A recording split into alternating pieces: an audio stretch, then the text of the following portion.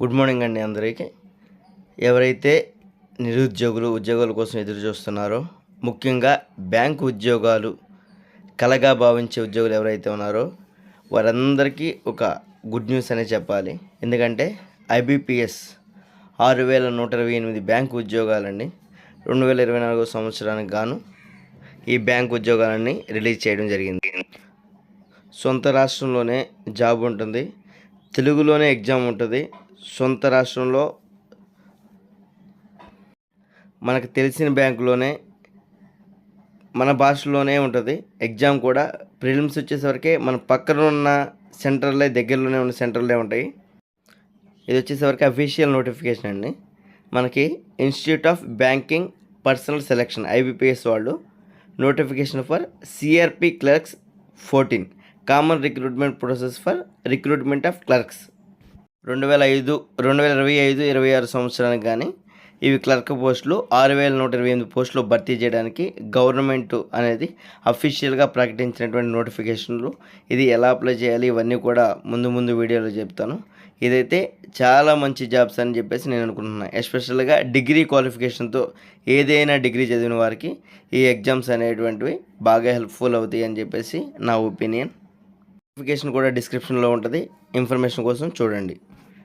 ఇక్కడ వచ్చేసి important dates అనేవి మెన్షన్ చేశారండి. ఆన్లైన్ రిజిస్ట్రేషన్ అనేది 1వ తారీఖు జూలై 1 నుంచి జూలై 21 వరకు ఉంటుంది. ఈ మధ్యలో మనం ఆన్లైన్లో అప్లై చేసుకోవచ్చు. ఈ పోస్టులకి పేమెంట్ ఏదైతే మనం ఎగ్జామ్ ఫీజు కట్టాలో ఇది కూడా జూలై 1 నుంచి జూలై 21 మధ్యలో మనం పే చేసుకోవాలి. దాని తర్వాత conduct of pre examination training అండి. ఇది మాక్ టెస్ట్ లాంటిది, ట్రైనింగ్ ఎగ్జామ్ లాంటిది. జూలై 12 నుంచి 17 మధ్యలో ఉంటుంది. తర్వాత హాల్ టికెట్స్ ఏవైతే కాల్ లెటర్స్ ఉంటాయో హాల్ టికెట్స్ అనేవి ఆగస్టు 2024 నుంచి స్టార్ట్ చేసుకోవచ్చండి. ఆన్లైన్ ఎగ్జామ్ ప్రిలిమినరీ ఎగ్జామ్ వచ్చేసరికి ఆగస్టులోనే ఉంటుంది. దానికి ఆన్లైన్ ఎగ్జామినేషన్ ప్రిలిమినరీకి రిజల్ట్స్ సెప్టెంబర్ నెలలో రిలీజ్ చేసేస్తారు. ఆ తర్వాత ఎవరైతే ప్రిలిమ్స్లో క్వాలిఫై అవుతారో వాళ్ళకి మెయిన్స్ ఉంటుంది సెప్టెంబర్ అక్టోబర్లో. వాడికి ఎగ్జామ్ కూడా మెయిన్స్ అక్టోబర్లో ఉంటుంది. ఈ ప్రొవిజనల్ అలాట్మెంట్ వచ్చేసరికి ఏప్రిల్ 2025 కల్లా అయిపోద్ది. అంటే కంప్లీట్గా ఏప్రిల్ 2025 కల్లా రిక్రూట్మెంట్ జరిగిపోద్ది. ఆ తర్వాత ఏ బ్యాంక్స్ కనుక మనకి ఈ రిక్రూట్మెంట్లో పార్టిసిపేట్ చేస్తున్నాయంటే bank of Baroda, bank of India, bank of Maharashtra, Canara bank, central bank of India, Indian bank, Indian overseas bank, Punjab national bank, Punjab and Sindh bank, UCO bank, union bank of India, ఇలా మనకు తెలిసిన బ్యాంక్స్ ఏవైతే ఉన్నాయో ఆ బ్యాంక్స్లో మనకి ఉద్యోగాలు వస్తాయండి. మనం ఏదైనా సరే ఒక స్టేట్కి సంబంధించి మనం అప్లికేషన్ అనేది అప్లై చేసుకోవచ్చు. అది మన సొంత రాష్ట్రంలో అప్లై చేసుకుంటే బెస్ట్ అనమాట. అదేవిధంగా ఏజ్ విషయానికి వస్తే మినిమం 20 ఇయర్స్, మ్యాక్సిమం 28 ఇయర్స్ అని చెప్పి మెన్షన్ చేశారు. A candidate must have been born not earlier than 2796 and not later than 17/2004. అంటే 1996 జూలై కంటే ముందు పుట్టిండకూడదు, 2004 జూలై తర్వాత కూడా పుట్టిండకూడదు. అదేవిధంగా అప్పర్ ఏజ్ రిలాక్సేషన్ అనేది ఎస్సీ ఎస్టీ క్యాండిడేట్స్కి 5 ఇయర్స్, బీసీ క్యాండిడేట్స్కి 3 ఇయర్స్, అదర్ డిజబిలిటీస్ ఏవైనా ఫిజికల్ హ్యాండిక్యాప్డ్ క్యాండిడేట్స్ ఉంటే 10 ఇయర్స్, ఎక్స్ సర్వీస్ మెన్స్కి ఈఎస్ఎంకి, డిజేబుల్డ్ ఎక్స్ సర్వీస్ మెన్కి డిఈఎస్ఎం వాళ్ళకి అది ఏజ్ రిలాక్సేషన్ ఉంటుందండి. As per rule of reservation ప్రకారం ఈ రిజర్వేషన్ అన్నిటికీ వర్తిస్తుంది. తర్వాత డిజబిలిటీ ఉన్న వాళ్ళకి 10 ఇయర్స్, ఎక్స్ సర్వీస్ మెన్స్కి వీళ్ళందరికీ చెప్పుకున్నాం కదా. అట్లాగే విడోస్కి, డైవర్స్డ్ ఉమెన్స్కి, మెన్స్కి, లీగల్గా సపరేట్ అయిన వాళ్ళకి వీళ్ళకి కూడా స్పెషల్గా రిజర్వేషన్స్ అనేవి మెన్షన్స్ ఉన్నాయి. అదేవిధంగా ఇంకో రిజర్వేషన్ ఏంటంటే పర్సన్ ఎఫెక్టెడ్ బై 1984 రోయిట్స్ చట్టం. 1984 రోయిట్స్ చట్టం ప్రకారం ఎవరైతే ఎఫెక్ట్ అయి ఉన్నారో వాళ్ళకి ఇంకొక 5 సంవత్సరాలు అదనంగా రిజర్వేషన్ అనేది కల్పించడం జరిగింది. ఈ రూల్ ఆఫ్ రిజర్వేషన్ కూడా ఎస్సీ ఎస్టీ క్యాండిడేట్స్ అంటే ఎవరు వస్తారు, ఓబీసీ క్యాండిడేట్స్ అంటే ఎవరు వస్తారు, లేకపోతే బ్యాక్వర్డ్ క్లాసెస్ ఎవరున్నారు, ఇవన్నీ కూడా నోటిఫికేషన్లో పొందుపరచడం జరిగింది. వాళ్ళకి ఏజ్ రిలాక్సేషన్ ఎలా ఉంటుంది అనేది క్లియర్గా నోటిఫికేషన్లో మెన్షన్ చేశారు. అదేవిధంగా మనం అప్లై చేస్తుంది బ్యాంక్ ఎగ్జామ్ కాబట్టి దాంట్లో క్రెడిట్ హిస్టరీ కూడా ఒకటి చూస్తారు, సిబిల్ స్కోర్ అనేది చూస్తామని చెప్పేసి నోటిఫికేషన్లో మెన్షన్ చేశారు. వాళ్ళ క్రెడిట్ స్కోర్ అనేది కరెక్ట్గా ఉండాలి, తర్వాత నో అబ్జెక్షన్ అని ఉండాలి. ఎందుకంటే మనం బ్యాంక్ ఎంప్లాయ్మెంట్ కోసం ట్రై చేస్తున్నాం కాబట్టి బ్యాంకు సిబిల్ స్కోర్ అనేది ఎలా ఉందనేది చూస్తారు. కాకపోతే ఇక్కడ మనకి క్లియర్గా నోట్ అనేది ఒకటి ఇచ్చారు. Candidates with no bank account shall not be required to produce CIBIL status. ఎవరికైతే బ్యాంక్ అకౌంట్ లేదో, ఎవరైతే క్యాండిడేట్స్ అప్లై చేసే వాళ్ళకి, వాళ్ళు ఇబ్బంది పడాల్సిన పని లేదు. నాకంటే సిబిల్ స్టేటస్ లేదు, నాకు సిబిల్ స్కోర్ ఎంత ఉంది నాకు తెలియట్లేదు అని ఇబ్బంది అయితే పడాల్సిన అవసరం లేదు. ఎవరైతే ఉందో వాళ్ళు కరెక్ట్గా సిబిల్ అనేది మెయింటైన్ చేస్తుంటే సరిపోతుంది. నెక్స్ట్ అయితే ఎడ్యుకేషన్ క్వాలిఫికేషన్కి వచ్చేసేవరకు a degree in any discipline from recognised university, government of India ద్వారా రికగ్నైజ్ అయినటువంటి ఏదైనా యూనివర్సిటీలో డిగ్రీ చేసి ఉండాలి.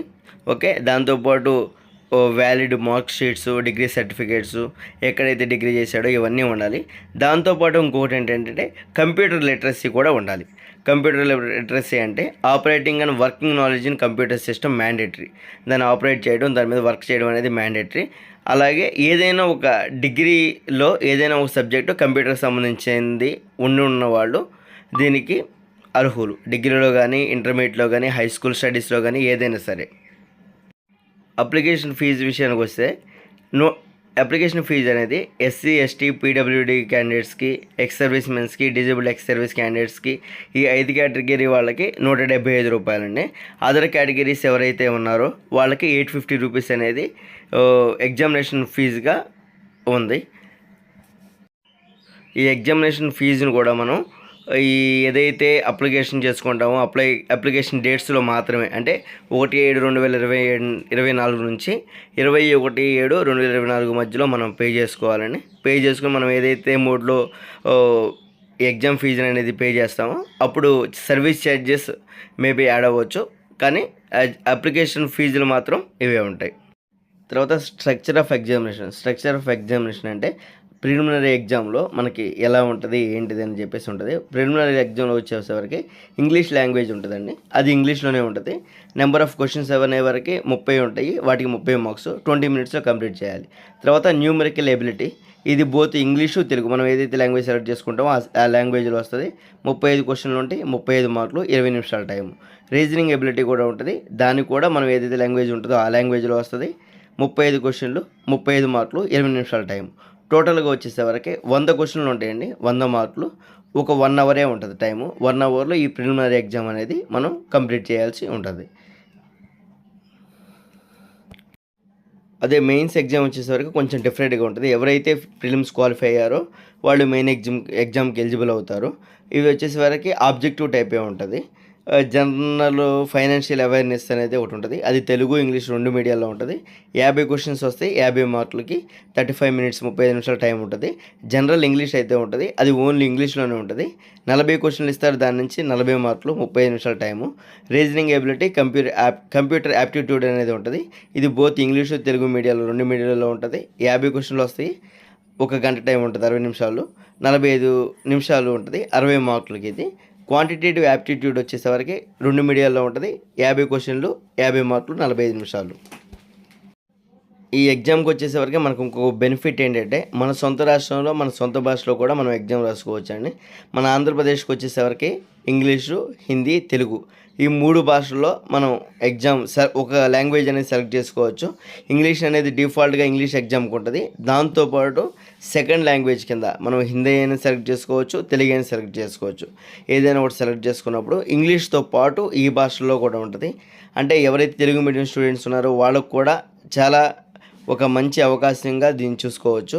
తెలుగు, ఇంగ్లీష్ 2 ఉంటాయి. అదేవిధంగా తెలంగాణ విషయంకి వచ్చేవరకే తెలంగాణలో కూడా ఉన్నాయి. ఇవి మనకి తెలుగు రాయడం, చదవడం కూడా వచ్చి ఉండాలి.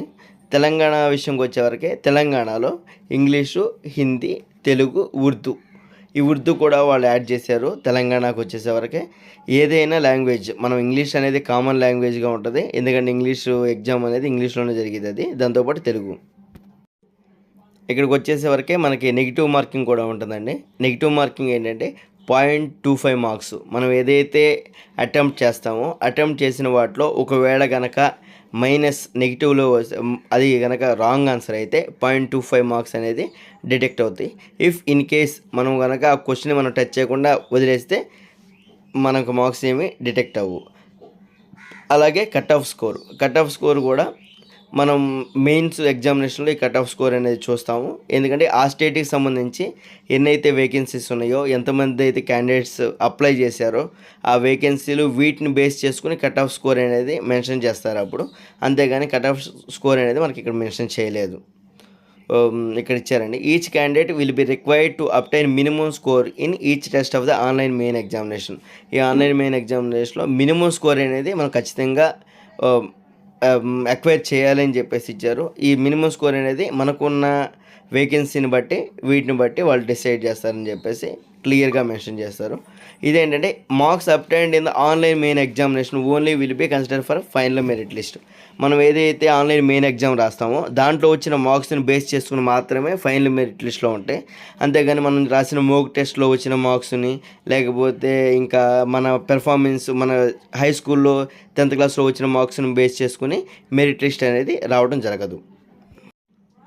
తర్వాత ఈ ఎగ్జామ్స్ అనేది డిఫరెంట్ డేట్స్లో కండక్ట్ చేస్తారు కదా.